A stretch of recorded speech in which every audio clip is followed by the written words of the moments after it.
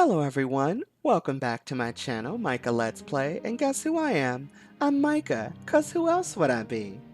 Okay guys, I know this is not my normal video formula of being able to see me on camera, but unfortunately, my power shot died on me and I'm waiting for a new one to come in. I was actually going to continue my Let's Play of Resident Evil 3, but unfortunately, I can't do that without a camera, so I decided to do a Resident Evil video game discussion instead. I hope you like it. Now, before I jump into this video proper, you know how Micah gets down. I made an intro specifically for you. Enjoy! Now loading Micah's Let's Play. Okay guys, I am so excited to be talking about Resident Evil 8. Now for those of you who don't know, I am a massive Resident Evil nerd. But unfortunately, I have never played Resident Evil 7, and for the foreseeable future, I won't be playing Resident Evil 8 either, because it's in first person. And I get massive motion sickness if there's not a character on screen for my eyes to lock onto. But I will be covering any news and updates, and if I'm lucky, I might talk my wife into playing Resident Evil 8 and 7 for me. Let's keep our fingers crossed, kids. Now, let's jump into this information because over the past couple of weeks, there have been a lot of information and leaked information coming out about Resident Evil 8, and I want to cover some of that stuff with you today. So the thing I want to talk about first is the story.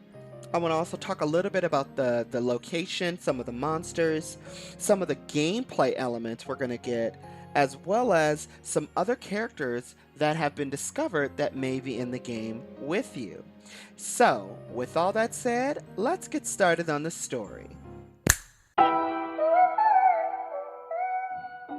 Resident Evil 8 is going to be featuring the star from Resident Evil 7, Ethan Winters, and his wife Mia, and their new baby Rose.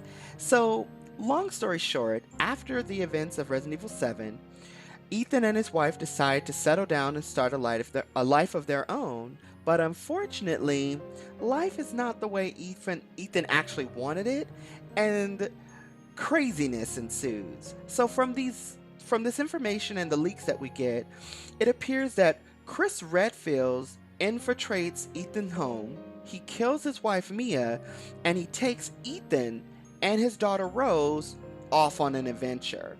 And it's so funny because you see Chris say, "Sorry, Ethan," as he kills Ethan's wife right in front of him, which is absolutely crazy. But the thing I want to know is, why has Chris gone to the dark side? And we'll touch on that later. The other thing that seems to be happening is that it seems that Chris Redfield and Ethan Winters basically had a friendship, and Ethan began to train under Chris Redfield. Lucky boy, right? So, learning from the second sexiest Stars member, that's right, Chris, you've been replaced by Jill Valentine. Accept it. It looks like these two men had created a friendship, so this portrayal to Ethan is basically just like Ethan were like, "What the hell is happening?" So are we saying, "Chris, what are you doing? What's going on with you and Blue Umbrella?" For those of you who don't know.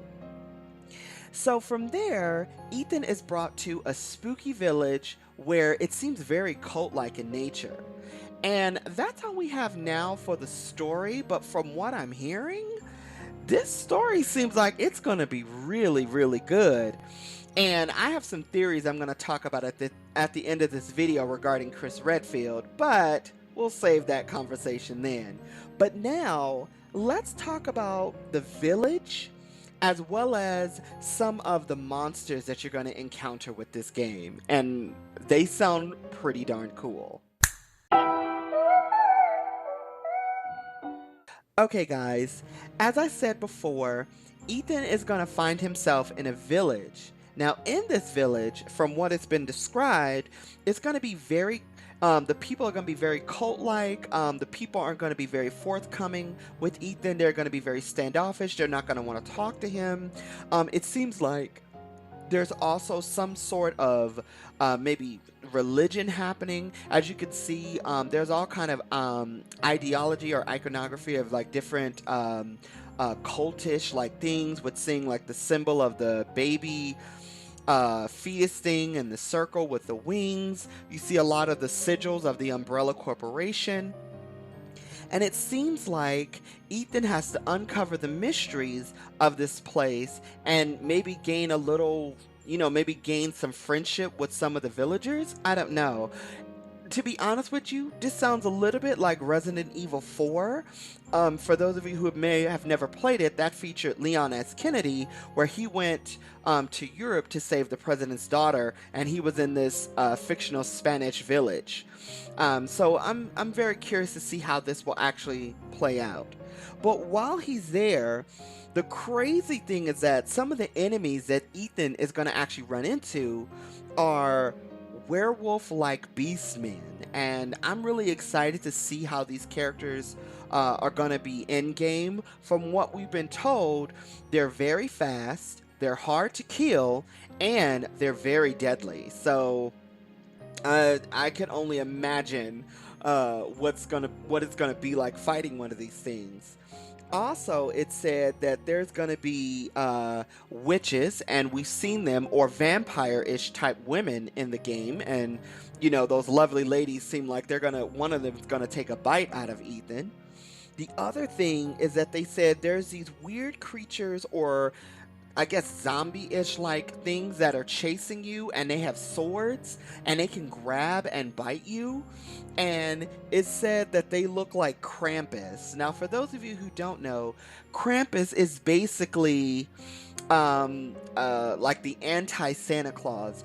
It basically goes around punishing children on Christmas for being naughty. So I'm curious to see what that looks like. There's also a character that looks like an executioner from Resident Evil 5. If you guys have played that with Chris Redfield and Sheva Alama, there's this guy walking around with a huge axe that's chasing you in a section of the village in Africa. So it said there's a similar looking character that jumps down in that part of the game, and actually I guess is controlling all of the werewolf men. And it's also said that the werewolf men have a very pack-like mentality. They'll try to corner you and work with you. So it means that these werewolf men seem to have a high level of intelligence. So I'm curious, and I want to see how this is going to play out. And again, I just want to see how the new in-game graphics are going to look, what the monsters are going to look like, because as you can see on the screen, these characters look utterly incredible and look super, super scary. Now, with all that said, guys, let's touch on some of the gameplay elements you're going to have, along with some more stuff about other characters in the game. So again, as I stated earlier, this game will be in first person. I wish there was an over-the-shoulder camera option, but it doesn't look like my dreams will ever come true with that. Capcom, for real, y'all should get on that. Make it 2 options, whatever. But in this gameplay, it seems like Ethan is gonna have weapons, like they said before. As you can see on the screen, it shows that Ethan has a handgun. There'll also be shotguns. So those are some of the weapons you'll be able to use within the game. Also, it seems like inventory management is going to also be a thing as well. And it also seems like you're going to have more puzzles, like in Resident Evil 7, the door puzzles. And as you can see on the screen here, with the demon and the lady with the sword and shield, it's clear that that's going to be a massive part of the game. And I think that may tie in with the cult vibes. But we'll find out as the game goes on. One of the other things that they mentioned is that the game is going to heavily focus on claustrophobia and suspenseful gameplay elements. And with the enemies that they described, I think they're going to succeed on that majorly.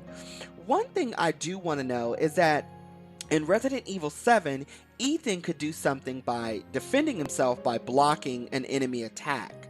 So I'm wondering, will you have that same element again? Will you be able to block an enemy attack?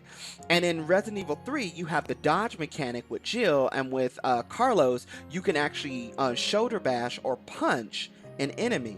So I'm wondering, and in Resident Evil 2, you had defensive weapons. So I'm wondering, will they give Ethan a defense weapon along with his ability to block an enemy attack? I think that would be very useful, especially if you have enemies that are going to be able to grab and bite you. Yikes.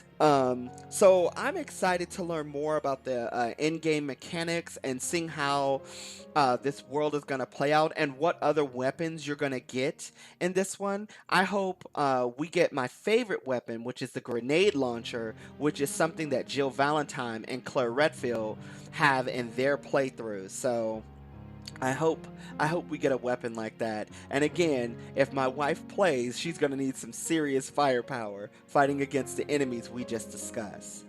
So now, let's wrap this up, and I'm going to talk about this final section, which is other characters in the game, and then we're going to jump into theories. So, let's talk about it.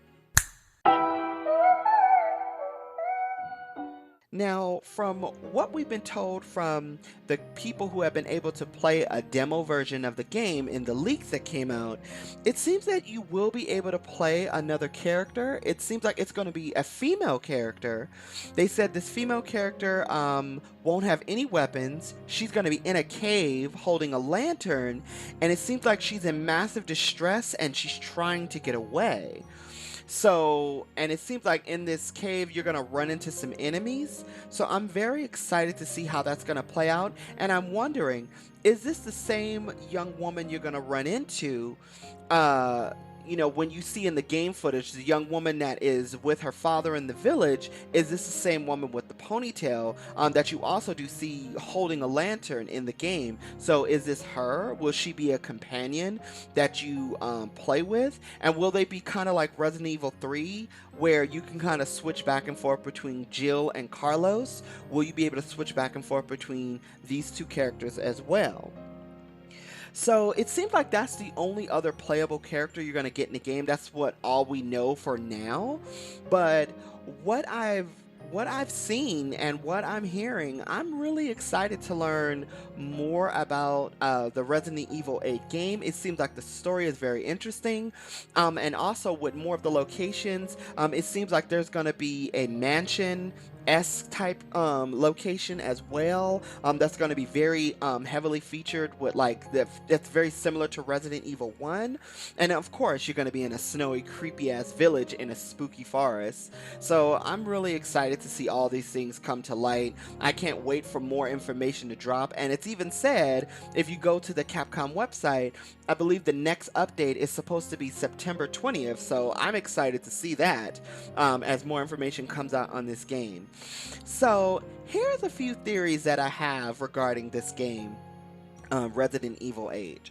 One of the things my theory is, I think Chris Redfield is actually working as a mole with the Blue Umbrella organization. Now, Blue Umbrella, for those of you who don't know, is basically they're the company that's trying to clean up from Red Umbrella's happenings with Resident Evil 1, 2, and 3, and all the BOWs that have been springing up around the world.